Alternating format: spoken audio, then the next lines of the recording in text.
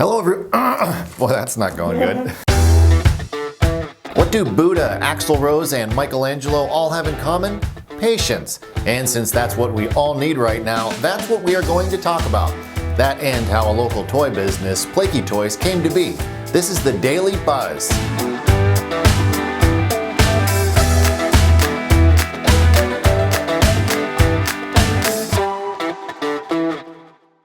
Hello everyone, welcome to the Daily Buzz. I'm Mike Moliterno. Well, we are back. It is the day after Election Day, and we still don't know who the next president will be. I should say that as of this recording, we don't know. I would love to tell you when we will know, but we don't know when we'll know what we all want to know. Alas, we are all going to have to be a little bit patient. And I think I know just the tune. Does anyone recognize this? This is called Opus No. 1, and for years it has been the default hold music for Cisco, the maker of corporate phone systems. The song is on roughly 65 million phones, and it has a bit of a cult following.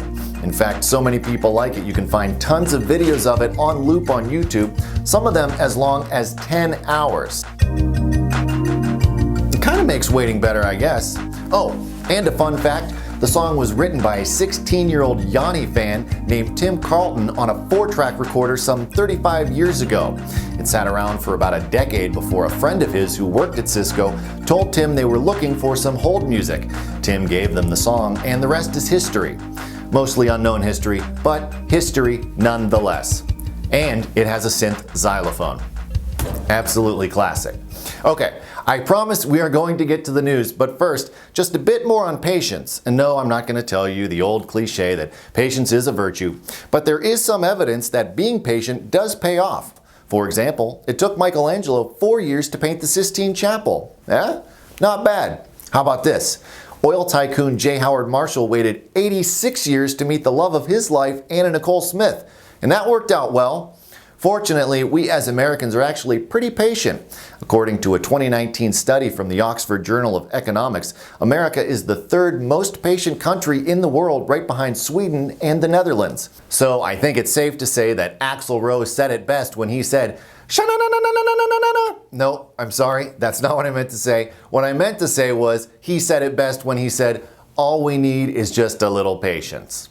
Now, we do know some of the results from last night's election, and here in the Valley, not much has changed as far as who will be representing us in Washington. Both Valley Congressmen Tim Ryan and Bill Johnson defended their seats with at least 60% of the vote. Ryan defeated Republican Christina Hagan and Libertarian Michael Fricke, while Johnson beat back Democrat Shauna Roberts. If you're planning to file for coronavirus relief grants in the area, they are due November 20th. The Community Foundation of the Mahoning Valley, the Raymond John Ween Foundation, and the Youngstown Foundation are issuing their final call for COVID relief grants.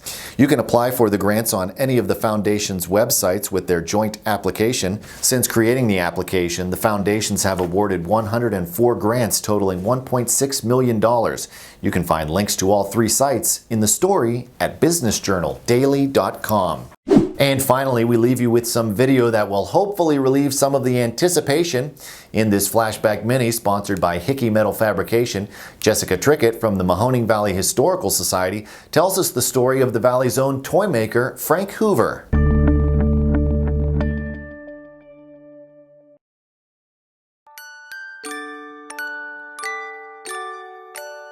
Youngstown's Frank M. Hoover was an entrepreneur. He began manufacturing automobile gear shift knobs in the 1930s out of plastic compounds, but his business changed courses upon the birth of his son Dean in 1935. Dean was amused by one of Frank's sales tools, a series of plastic samples strung on a chain.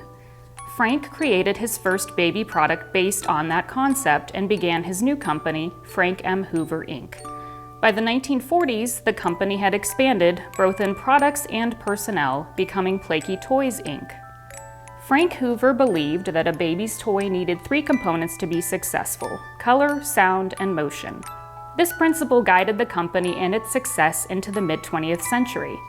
During World War II, plastics for toy production were difficult to obtain, so Plakie focused on wooden toys. After the war, the company's designers continued to invent new products in keeping with design trends, colorful, fun, modern toys made with safety in mind.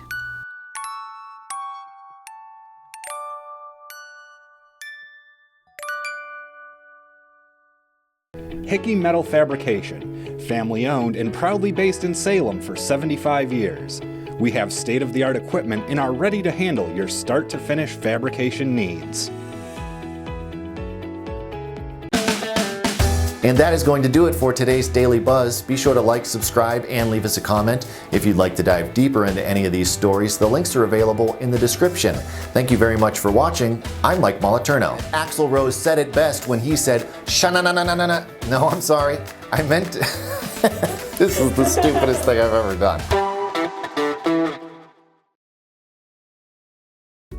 717 Credit Union is paying it forward because we care about our business community. We are offering 6 months of free ACH and domestic wire services through small business payments when you open a free e-business checking account. 717 Credit Union.